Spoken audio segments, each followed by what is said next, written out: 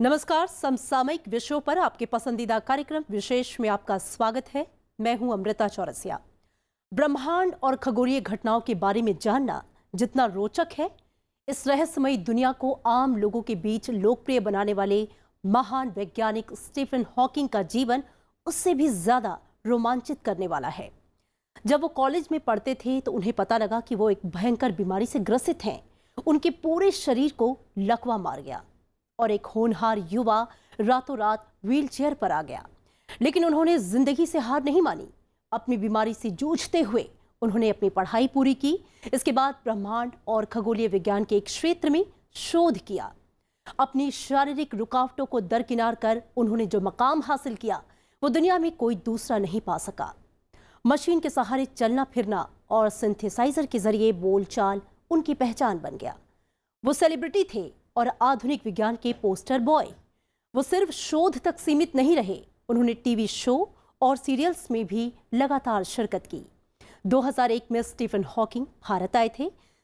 तब वो तत्कालीन राष्ट्रपति KR नारायणन से भी मिले। इस यात्रा पर हॉकिंग ने अंतर्राष्ट्रीय फिजिक्स सेमिनार में शिरकत की। इस दौरान उन्हें प्रथम सरोजनी दामोदरन फेलोशिप से भी सम्मानित किया गया। उन्होंने मुंबई के ओबरॉय टावर्स होटल में अपना 59वां जन्मदिन मनाया।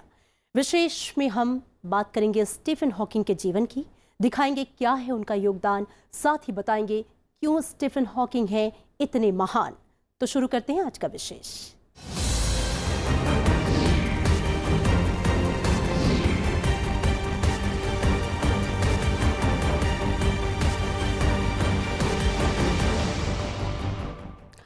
जाने माने वैज्ञानिक स्टीफन हॉकिंग का निधन पूरी दुनिया के लिए एक ऐसा नुकसान है जिसकी भरपाई कभी नहीं हो सकेगी। स्टीफन हॉकिंग अब हमारे बीच नहीं है, लेकिन वो यादें बनकर हमारे बीच हमेशा रहेंगे। उनका काम और उनका जज्बा हमें हालात से लड़ने और हर हाल में आगे बढ़ने का हौसला देता रहेगा।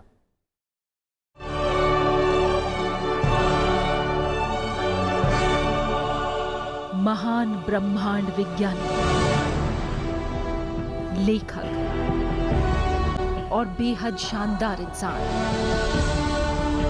स्टीफन हॉकिंग का नाम आते ही जहन में एक ऐसी योद्धा की तस्वीर उभरती है जिसने कभी हारना नहीं सीखा। उन्होंने कभी हालात से समझौता नहीं किया। नियति ने उनकी परीक्षा लेनी चाहिए, लेकिन वो नियति के लिए खुद सवाल बन गए। ब्रह्मांड के रहस्यों को लेकर आम जन में जितने सवाल थे वो उनका जवाब बन गए। वो जिंदगी से ऐसे लड़े कि कुदरत को भी हैरानी है। हमेशा व्हीलचेयर पर रहने वाला ये आम सा आदमी पूरी दुनिया के लिए मिसाल है।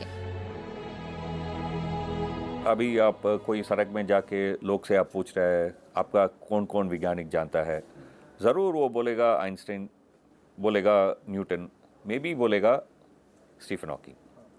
इस तरह से लार्ज पब्लिक को जानकारी इन तरीके से साइंटिस्ट में था। एंड अभी तक जीवित हुआ स्टीफन हॉकिंग ही एक ही person was known to larger public. इसका कारण ये है दैट इनका वर्क, इनका एक बुक है ब्रीफ हिस्ट्री ऑफ टाइम, वो 40 लैंग्वेजेस में पब्लिश हुआ है एंड सरल रूप में विज्ञान का रहस्य का पर्दा उठाया हुआ। स्टीफन विलियम हॉकिंग का जन्म इंग्लैंड के ऑक्सफोर्ड में 8 जनवरी 1942 को हुआ था। उनकी शुरुआती पढ़ाई लंदन में हुई। परिवार में पढ़ाई लिखाई का माहौल था, लेकिन स्टीफन हॉकिंग को पढ़ाई लिखाई के परंपरागत तरीके शुरुआत से ही रास नहीं आए। 1959 में उन्होंने नेचुरल साइंस की पढ़ाई करने के लिए ऑक्सफोर्ड यूनिवर्सिटी में दाखिला लिया। इसके बाद 1962 में वो ब्रह्मांड विज्ञान में PhD करने के लिए कैम्ब्रिज पहुंचे। इसी दौरान 1963 में उन्हें पता चला कि वो मोटर न्यूरॉन बीमारी से पीड़ित हैं। डॉक्टरों ने उन्हें बताया कि वो महज 2 साल ही जिंदा रह पाएंगे, लेकिन उन्होंने जिंदगी से लड़ने का फैसला किया। 1965 में प्रॉपर्टीज ऑफ एक्सपेंडिंग यूनिवर्स नाम से उन्होंने अपना शोध दाखिल किया। जब वो 20-21 वर्ष के हुए तो उनको एक डिजीज़ ने प्रॉब्लम करना शुरू कर दिया, जिसको हम लोग कहते हैं कि इंसान जो है वो चल नहीं पाता, बोल नहीं पाता। तो उस समय डॉक्टर्स ने 1963 में उनको ये कह दिया था कि वो अपनी ज़िंदगी में 2 या 3 साल और जी पाएंगे, लेकिन अपनी विल पावर से और क्योंकि उनकी वो जो बीमारी थी वो बहुत ग्रेजुअली आगे प्रोग्रेस कर रही थी, तो उसके बाद भी वो करीब 50 साल जी गए, जो हमारे लिए, पूरी ह्यूमैनिटी के लिए एक बहुत बड़ी चीज़ थी। 1970 में उन्होंने सामान्य सापेक्षता पर अपना शोध पत्र लिखा। 1979 में कैम्ब्रिज विश्वविद्यालय में प्रोफेसर बने, जहां वो 2009 तक रहे। इस दौरान 1988 में उनकी किताब a brief history of time प्रकाशित हुई। अपने उल्लेखनीय योगदान के लिए उन्हें अपने जीवन में डॉक्टरेट की 13 मानद उपाधियां मिली। 1982 में उन्हें कंपेनियन ऑफ ऑनर, 2009 में प्रेसिडेंशियल मेडल ऑफ फ्रीडम सम्मान दिया गया, 2003 में फंडामेंटल फिजिक्स पुरस्कार और 2006 में कॉपले मेडल से सम्मानित किया गया। वो रॉयल सोसाइटी के अलावा American National Academy of Science की भी सदस्य रहे। 2014 में उनके जीवन पर द थ्योरी ऑफ एवरीथिंग नाम से एक फिल्म भी बनी। 14 मार्च 2018 को लंबी बीमारी के बाद उन्होंने इस दुनिया को अलविदा कहा। और जिस ब्रह्मांड के रहस्यों की खोज में वो हमेशा रहे, उसी ब्रह्मांड में एक मीठी सी याद बनकर हमेशा के लिए विलीन हो गए। जैगम मुर्तजा के साथ Leena Sharma, Rajya Sabha TV. Stephen Hawking एक ऐसा नाम जिन्होंने शारीरिक रूप से विकलांग होने के बावजूद अपने आत्मविश्वास के बल पर खुद को विश्व का सबसे अनूठा वैज्ञानिक बनाया। शारीरिक रूप से विकलांग होने के बावजूद जीने की चाह ने उन्हें एक महान व्यक्ति के रूप में दुनिया के सामने ला दिया, जिसका कोई मुकाबला नहीं है।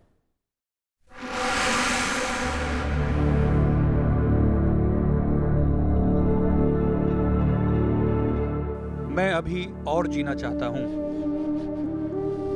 ये कथन किसी और के नहीं बल्कि दुनिया के महान वैज्ञानिकों में से एक स्टीफन हॉकिंग के थे। हॉकिंग के इसी जज्बे के आगे पूरी दुनिया सर झुकाती थी। स्टीफन हॉकिंग का शरीर भले ही उनका साथ नहीं दे पाता था, लेकिन असाधारण प्रतिभा के कारण उनकी तुलना अक्सर आइंस्टाइन से की जाती थी। हॉकिंग जब ऑक्सफोर्ड में पढ़ाई कर रहे थे, उसी दौरान शारीरिक अक्षमता के शिकार होने लगे। उन्हें चलने फिरने और बोलने में दिक्कतें होने लगी। डॉक्टरों ने बताया कि उन्हें कभी न ठीक होने वाली बीमारी स्टीफ मोटर न्यूरॉन डिजीज हो गई है। इस बीमारी में मरीज धीरे धीरे अंगों पर अपना नियंत्रण खो देता है और सामान्य ढंग से बोल या चल भी नहीं सकता। हॉकिंग जब 21 साल के हुए तो उन्हें एमियोट्रोफिक लेटरल स्क्लेरोसिस नामक बीमारी की वजह से लकवा मार गया। जब डॉक्टरों को इस बीमारी का पता चला तो उन्होंने यहाँ तक कह डाला कि अब स्टीफन हॉकिंग 2 साल से ज्यादा जी नहीं पाएंगे और जल्द ही उनकी मौत हो जाएगी। लेकिन हॉकिंग तो हॉकिंग थे। उन्होंने कभी भी अपनी इस बीमारी को कमजोरी नहीं बनने दिया। उन्होंने जीवन को अपने अंदाज में जिया। हॉकिंग ने न केवल आगे की पढ़ाई जारी रखी बल्कि अपनी प्रेमिका जेने वाइल्ड से शादी भी की। डॉक्टर ने उनको बोला दैट आपका स्पीच खत्म हो जाएगा because you can not move your mouth. आपका जा को मूव नहीं कर सकता है, सो आपका स्पीच खत्म हो जाएगा। इनफैक्ट आपका बहुत ज़्यादा टिश्यूज़ उसका फंक्शन स्टॉप हो जाएगा, इसलिए आप कम से कम मैक्सिमम आप ज़्यादातर 3 साल रह सकता है। That was told in 21, so you should have died in 25। वो जीवित रहा लाइक 78 ईयर्स ओल्ड तक, है ना। सो ये नहीं किया दैट मेरा डेथ सेंटेंसेस हो गया, मुझे एक बहुत बड़ा बीमारी हो गया। सो ये करके वो रोने नहीं शुरू किया, बट बोला दैट मैं लड़ाएंगे।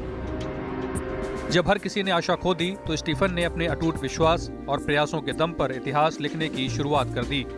स्टीफन ने अपनी अक्षमता और बीमारी को एक वरदान के रूप में लिया। जब उन्हें एहसास हुआ कि बीमारी के कारण शायद वे अपनी पीएचडी पूरी नहीं कर पाएंगे, तो उन्होंने अपनी सारी ऊर्जा को अनुसंधान के क्षेत्र में लगा दिया। धीरे धीरे उनकी बीमारी बढ़ती गई और चलने फिरने में असमर्थ हॉकिंग को डॉक्टरों की सलाह पर व्हीलचेयर का सहारा लेना पड़ा। दिक्कतें यही नहीं रुकीं। कुछ ही दिनों के बाद उनकी आवाज़ भी चली गई और बोलने के लिए उन्हें कंप्यूटर मशीन का सहारा लेना पड़ा। लेकिन बुलंद इरादों वाले हॉकिंग फिर भी नहीं रुके और तमाम रुकावटों को पीछे छोड़ते हुए आगे बढ़ते गए। हालांकि स्टीफन हॉकिंग जिस व्हीलचेयर का इस्तेमाल करते थे उसमें वे सारे उपकरण लगे हुए थे जिनके माध्यम से वे विज्ञान के अनसुलझे रहस्यों के बारे में दुनिया को बता सकते थे। उनकी व्हीलचेयर के साथ एक खास तरह का कंप्यूटर और स्पीच सिंथेसाइजर लगा हुआ था, जिसके सहारे वो पूरी दुनिया से बात करते थे। हॉकिंग का सिस्टम इंफ्रारेड ब्लिंक स्विच से जुड़ा हुआ था, जो उनके चश्मे में लगाया गया था। इसी के माध्यम से वे बोलते थे। इसके अलावा उनके घर और ऑफिस के गेट रेडियो ट्रांसमिशन से जुड़े हुए थे। एक वैज्ञानिक थे जिन्होंने अपनी मदर इन लॉ के लिए एक वॉइस सिंथेसाइज़र एक डेवलप किया था। उनकी मदर को भी ये बीमारी थी, तो उसके थ्रू उन्होंने जो है हमारे साथ कम्युनिकेट करना शुरू किया, जिसमें शुरुआत में वो कुछ नंबर ऑफ सेंटेंसेस या फ्रेजेस जो थे वो रिकॉर्ड होते थे, जो बटन दबा के वो बता पाते थे कि मैं ये बोलना चाहता हूँ। लेकिन वो भी धीरे धीरे जब हटना शुरू हो गया, तो सिर्फ उनकी जो चीक्स की जो मूवमेंट थी उसके हिसाब से वर्ड बाय वर्ड उन्होंने लोगों से कम्युनिकेट करना शुरू किया। तो ये पूरे का पूरा आप ये मान लीजिए टेक्नोलॉजी और किसी इंसान का जीने की जो एक चाहत होती है उसका संगम था। स्टीफन हॉकिंग सिर्फ इसलिए महान नहीं हैं कि वे एक महान वैज्ञानिक थे, बल्कि दुनिया उन्हें इसलिए भी याद रखेगी कि एक ऐसा महान व्यक्तित्व जिसने शारीरिक विकलांगता को कभी भी अपने ऊपर हावी नहीं होने दिया, जिसने अपने शोध कार्य और सामान्य जिंदगी को शारीरिक अक्षमता के कारण कभी भी रुकने नहीं दिया। जैसे जैसे उन्होंने लिखने की क्षमता खोई, उन्होंने प्रतिपूरक दृश्य तरीकों का विकास किया और यहाँ तक कि वह समीकरणों को ज्यामिति के संदर्भ में भी देखने लगे। लीना शर्मा के साथ Ritu Kumar, Rajya Sabha TV. Stephen Hawking का भौतिक विज्ञान के एक क्षेत्र में काफी अहम योगदान है।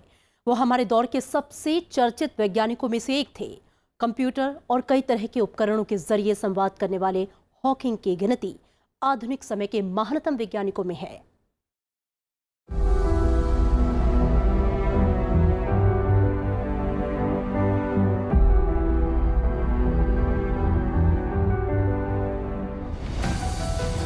आधुनिक भौतिक विज्ञान में स्टीफन हॉकिंग का योगदान काफी अहम है। उन्होंने ब्रह्मांड विज्ञान के अलावा गुरुत्वाकर्षण, क्वांटम थ्योरी, सूचना सिद्धांत और थर्मोडायनामिक्स पर भी काम किया। इससे भी बढ़कर उन्होंने दुनिया भर में करोड़ों युवाओं को विज्ञान पढ़ने के लिए प्रेरित किया। हॉकिंग का सबसे उल्लेखनीय काम ब्लैक होल पर है। 1970 के दशक में उन्होंने ब्लैक होल पर काम शुरू किया। उन्होंने बताया कि ब्लैक होल का आकार सिर्फ बढ़ सकता है और ये कभी भी घटता नहीं है। ब्लैक होल को छोटे ब्लैक होल में विभाजित नहीं किया जा सकता। दो ब्लैक होल के टकराने पर भी ऐसा नहीं होता। हॉकिंग ने मिनी ब्लैक होल का सिद्धांत भी दिया। ब्लैक होल या बिग बैंग, ये दोनों शब्द हम आजकल बहुत सुनेंगे। साइंस के बारे में बात किया तो कोई भी लोग इसके बारे में बात करेगा। ये ब्लैक होल एक चीज़ है, उसे इवन लाइट बाहर नहीं आ सकता है। इसके बारे में ये नहीं डिस्कवर किया, बाकी लोगों ने डिस्कवर किया, बट वो डिस्कवर करने के समय लगभग 50 इयर्स के पहले इसके ऊपर इतना चिंता नहीं था। लोग सोचा था ये थोड़ा गलत है, कुछ गड़बड़ है, ये सही नहीं है।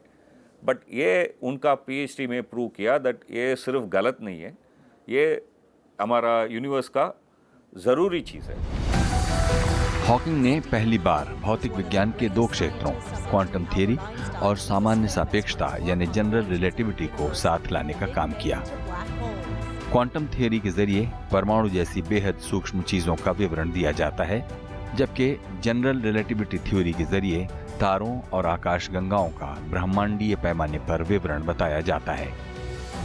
हालांकि स्वभाव से ये दोनों थ्योरी बिल्कुल अलग अलग हैं। सापेक्षता का सिद्धांत मानता है कि अंतरिक्ष चिकना और निरंतर है, जबकि क्वांटम थ्योरी कहती है कि ब्रह्मांड की हर चीज सबसे छोटे पैमाने पर दानेदार और असतत है। देखिए, बिग बैंग थ्योरी तो पहले से आ चुकी थी। वो उस बात पे काम कर रहे थे कि जो ब्लैक होल्स जो बनते हैं उनका बनने का प्रोसेस क्या होता है और वो टूटते कैसे हैं। तो शुरुआत में हम लोगों ने ये जाना कि ब्लैक होल जो होते हैं वो किसी बड़े तारे की जो डेथ होती है उससे बनते हैं, लेकिन उन्होंने बाद में हमें कई ऐसी थ्योरीज दी कि ब्लैक होल जो होते हैं माइक्रो ब्लैक होल्स भी हो सकते हैं। और वो ब्लैक होल जब अपनी एनर्जी को छोड़ते हैं तो वहाँ पर बहुत बड़ा जो है एक हम लोगों को एनर्जी का डिस्ट्रीब्यूशन मिलता है। क्वांटम थियरी के मुताबिक अंतरिक्ष में कण लगातार उत्पन्न हो रहे हैं और एक दूसरे से टकरा रहे हैं। इनमें एक कण है और एक प्रतिकण, जिनमें से एक में पॉजिटिव ऊर्जा है और दूसरे में नेगेटिव। ऐसे में कोई नई ऊर्जा उत्पन्न नहीं हो रही है। ये दोनों कण एक दूसरे को तेजी से खत्म कर देते हैं, इसलिए इन्हें वर्चुअल पार्टिकल्स कहा जाता है। हॉकिंग ने कहा कि अगर इनका निर्माण ब्लैक होल के पास हो तो वर्चुअल कण वास्तविक हो सकते हैं। उन्होंने संभावना जताई कि दो कणों में से एक ब्लैक होल में चला जाएगा, अकेला रह गया कण अंतरिक्ष में बाहर निकलेगा। अगर ब्लैक होल में नेगेटिव ऊर्जा वाला कण समाया है तो ब्लैक होल की कुल ऊर्जा कम हो जाएगी। दूसरा कण पॉजिटिव ऊर्जा लेकर अंतरिक्ष में चला जाएगा। इसके नतीजे में ब्लैक होल से निकली ऊर्जा अब हॉकिंग रेडिएशन कहलाती है। हम ह्यूमैनिटी सर्वाइव होना है तो, दैट इज ह्यूमैनिटी जीवित रहना तो देन हम स्पेस में जाना ही पड़ेगा। अंतरिक्ष में जाके हम नया कॉलोनीज शुरू करना इम्पॉर्टेंट है। मून में कॉलोनी शुरू करना है, बाकी ग्रहों में करना है। चाहिए तो इवन कोई और स्टार के पास जाके उधर कोई ग्रह के ऊपर हम रहना शुरू करना इम्पॉर्टेंट है। हॉकिंग ने थियरी ऑफ एवरीथिंग के जरिए बताया कि ब्रह्मांड का निर्माण स्पष्ट रूप से परिभाषित सिद्धांतों के आधार पर हुआ है। उन्होंने बताया कि अगर ब्रह्मांड का निर्माण और इसके अंत से जुड़े सवाल समझ में आ जाएं, तो ईश्वर के दिमाग को समझा जा सकता है। उन्होंने कहा कि गुरुत्वाकर्षण की वजह से ब्रह्मांड अपने आप को शून्य से एक बार फिर शुरू कर सकता है और करेगा भी। उन्होंने दावा किया कि ये अचानक होने वाली खगोलीय घटनाएं हमारे अस्तित्व के लिए जिम्मेदार हैं और ब्रह्मांड को चलाने के लिए भगवान की जरूरत नहीं है। उन्होंने लाइफ इन द यूनिवर्स नाम के भाषण में भविष्य में इंसानों और एलियन के बीच मुलाकात की बात की। उन्होंने कहा कि अगर पृथ्वी पर जीवन के पैदा होने का समय सही है तो ब्रह्मांड में ऐसे तमाम तारे होने चाहिए जहां पर जीवन होगा। उन्होंने इंसानों को सलाह दी कि अपने अंत से बचने के लिए वो पृथ्वी छोड़कर किसी दूसरे ग्रह पर बस जाएं। हॉकिंग ने कहा कि इंसानों को अपना वजूद बचाने के लिए अगले 100 सालों में पृथ्वी को छोड़ने की तैयारी कर लेनी चाहिए।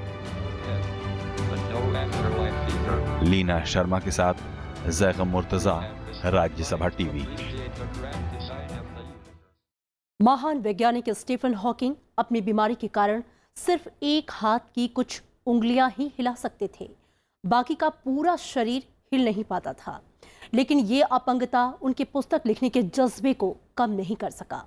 हॉकिंग ने ब्रह्मांड के रहस्यों के अलावा बच्चों के लिए भी किताबें लिखी। वैसे तो हॉकिंग अपनी पढ़ाई के दौरान ही भौतिक विज्ञान से जुड़े शोध पत्र लिखने लगे थे। 1965 में पीएचडी के दौरान उन्होंने अपना शोध पत्र प्रॉपर्टीज ऑफ एक्सपीडिएंट यूनिवर्स के नाम से दाखिल किया। 1966 में उन्हें ज्योमेट्री ऑफ स्पेस टाइम के लिए एडल्स पुरस्कार से सम्मानित किया गया। हॉकिंग ने अपनी पहली पुस्तक the large scale structure of space time 1973 में जॉर्ज एलिस के साथ मिलकर लिखा।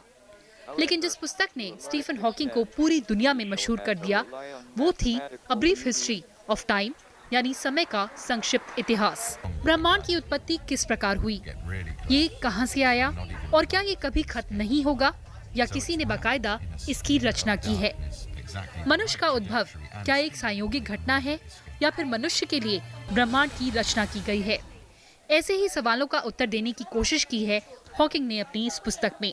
1988 में प्रकाशित ये किताब 237 सप्ताह तक संडे टाइम्स का बेस्टसेलर रही। इसे Guinness book of world record में भी शामिल किया गया।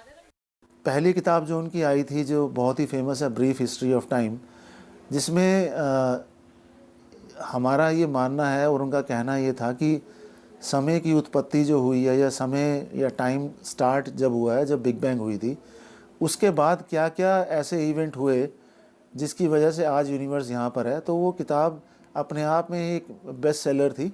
उसके बाद भी उन्होंने और भी बुक्स लिखी, लेकिन वो बुक्स, उनका लिखने का जो टाइम था वो कम होता गया। उन्होंने उसके बाद में एक बुक और लिखी जिसको हम लोग मानते हैं ब्रीफर हिस्ट्री ऑफ टाइम, उसी का एक एक्सटेंशन था। स्टीफन हॉकिंग ने 1993 में black holes and baby universe and other essays, 2001 में the universe in a nutshell, 2002 में on the shoulders of giants, 2005 में God created the integers, the mathematical breakthroughs that changed history, 2011 में the dreams that stuff is made of, the most astounding papers of quantum physics and how it shook the scientific world, और 2013 में my brief history लिखा। इसके अलावा Hawking ने अन्य लेखकों के साथ भी मिलकर अनेक पुस्तकें लिखी। एक चीज़ है, आज फिजिक्स में, साइंस में हमारा ब्रह्मांड के ऊपर क्या हमको पता, वो सरल रूप में वो पुस्तक में।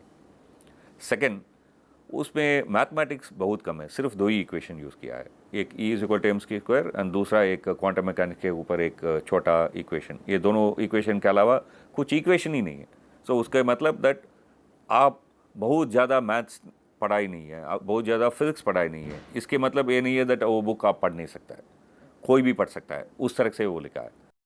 1996 में रॉजर पेनरोज के साथ मिलकर the nature of space and time, 1997 में रॉजर पेनरोज, अबनेर शिमोनी और नैन्सी कैटराइट के साथ मिलकर the large, the small and the human mind, 2002 में कीप थॉर्ने, इगोर निविको और टिमोथी फेरिस के साथ मिलकर the future of space time लिखा।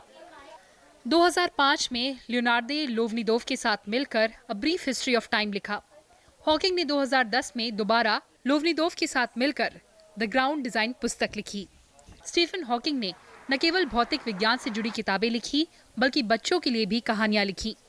अपनी बेटी लूसी के साथ मिलकर हॉकिंग ने 2007 में George's secret to the universe, 2009 में जॉर्जस कॉस्मिक ट्रेजर हंट, 2011 में George and the big bang और 2014 में George and the unbreakable code लिखा। Bureau report, Rajya Sabha TV. Stephen Hawking के निधन पर दुनिया के तमाम लोग दुख जता रहे हैं। राष्ट्रपति, उपराष्ट्रपति और प्रधानमंत्री ने भी उनके निधन पर गहरा शोक व्यक्त किया है। जाते जाते आपको छोड़ जाते हैं उनकी कुछ यादों के साथ।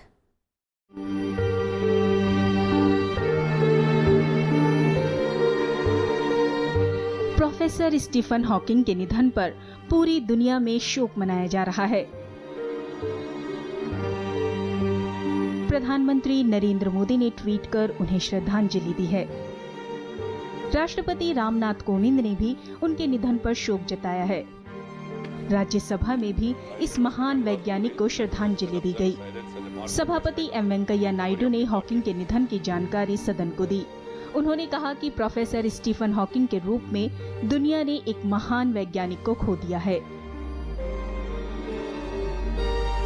Professor Stephen Hawking, renowned British physicist and cosmologist, passed away on the 14th of March 2018 at the age of 76 years. He had a rare early onset of slow progressing form of amyotrophic lateral sclerosis, also known as motor neuron disease, that gradually paralyzed him over the decades. But his indomitable spirit overcome this. विज्ञान और तकनीकी मंत्री doctor Harshvardhan ने भी professor Stephen Hawking के निधन पर शोक व्यक्त किया है। उन्होंने कहा कि स्टीफन हॉकिंग का जाना दुनिया के लिए बड़ा नुकसान है।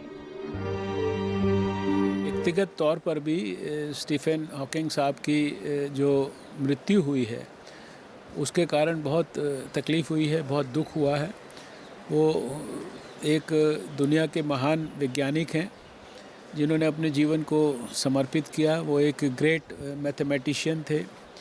कैम्ब्रिज के वो उस स्थान पर उन्होंने प्रोफेसर के नाते जिम्मेदारी निभाई जिसको एक ज़माने में न्यूटन जैसे बड़े वैज्ञानिक जो है निभाते थे। दुनिया के कई नेताओं और बड़ी हस्तियों ने स्टीफन के निधन पर गहरा शोक जताया है। कैम्ब्रिज विश्वविद्यालय ने उन्हें लाखों लोगों का प्रेरणा स्रोत बताया है। अमेरिकी अंतरिक्ष संस्थान नासा ने कहा है कि प्रोफेसर हॉकिंग की थ्योरी ने असीमित संभावनाओं का ब्रह्मांड खोला है। अब आप सूक्ष्म गुरुत्वाकर्षण में सुपरमैन की तरह उड़ान भरिए। ब्रिटिश प्रधानमंत्री टेरेसा मे ने कहा है कि वो इस पीढ़ी के महान वैज्ञानिक थे। चीन ने भी उनके निधन पर शोक जताया है। 我们对霍金先生不幸去世表示哀悼和惋惜，也向他的家属表示慰问。霍金先生和他做出的贡献，我相信将被永远铭记。 हॉकिंग की आत्मा भले किसी ब्लैक होल में विलीन हो गई है, लेकिन उनका नाम, उनका हौसला और उनकी यादें हमेशा हमारे साथ रहेंगी। राज्यसभा टीवी की तरफ से इस महान वैज्ञानिक को शत शत नमन।